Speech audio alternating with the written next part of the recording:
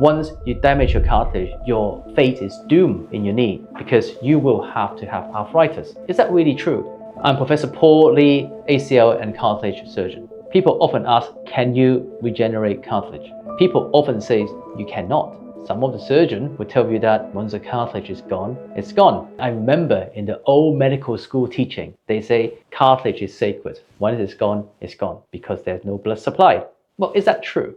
Do we really need any blood supply for things to heal? Do we really need that for things to regenerate? There are also people who say that once you damage your cartilage, your fate is doomed in your knee because you will have to have arthritis. Is that really true? Look, we are in the 21st century here. We have now got AI, we've got mobile phone now, we got computer that is, as big as this. The people that believe that cartilage cannot regenerate, that's a long time ago. Yes, it's written in a textbook, but in a textbook, it's been written at least 50 years ago.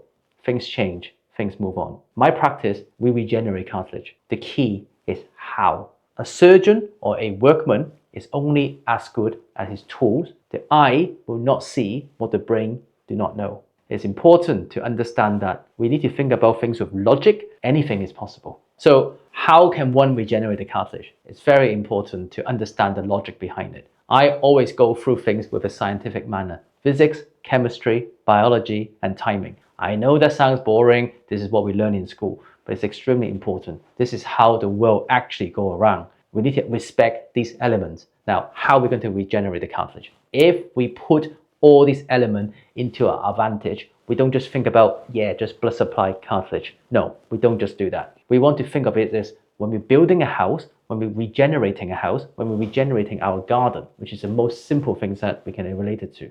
You got a ditch, you got a hole in your garden after the horrible winter that we're experiencing. How can you regrow that grass, right? We need to make sure that the ground is fine, remove the old thing, put new soil, put new seeds in, give them fertilizer, protect them, give them the right environment, then things will grow. Same as how we're regenerating the cartilage. Nowadays, in the 21st century, we have techniques that we can clean the cartilage area without damaging the base. There's an old technique called microfracture. Long time ago, people used to believe microfracture can actually repair cartilage. It really doesn't. Think about it. If you got a hole in your ground, you drill another deeper hole into it. It's not called regeneration. It's caused more damage. The old way to think of it is that when we got a hole in the ground, we drill deeper. When we drill through the pipes, i.e. blood vessel, then the stem cells or the blood will come out and actually will regenerate the cartilage. But if you really think about it, what will happen if you dig a hole that is deep enough and dig through the pipes? You're making a swimming pool. You are not making new fresh grass. In order to do that, we need to make sure our foundation is strong. Therefore, then we can lay on proper soil onto it.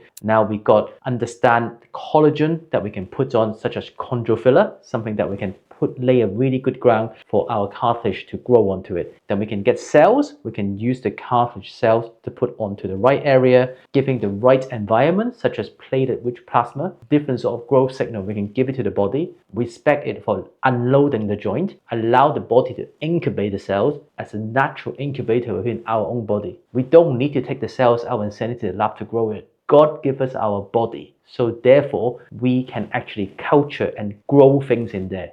I'm sure you grow things in your body before. You must have some sort of infection before, and then you got a bit of pus. Things grow very quickly in the body with the right environment, with the right stimulus. So yes, we can regenerate cartilage as long as the environment is correct. We need to understand how to do it, and actually respecting science, we can regrow and regenerate cartilage. So nowadays, as science progresses, we just need to think of it systematically using engineering principle to actually build things. We don't have to just cut things and remove things and bin it. There are different ways and different techniques that we can help our body to regrow and regenerate. It's not just about cartilage regeneration. It's about how we look after our body, how we respect our body with science. The principle of regeneration is physics, chemistry, biology, and timing. It applies to all walks of life, all parts of our body. Typically, when we're looking at cartilage damage or ACL damage, we're just focusing a lot in the knee joint because the ACL is in the knee, the cartilage is in the knee. However, we need to step back a little bit and think about where else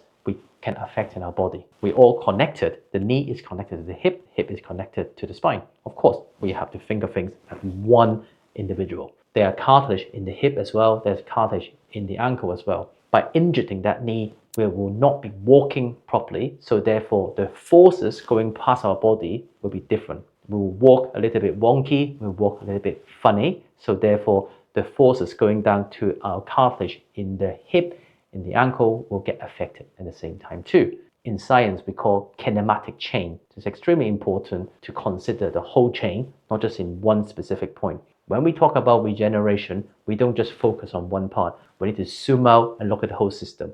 And then we want to zoom back in to respect the local environment to fix it. And that's how we do regeneration.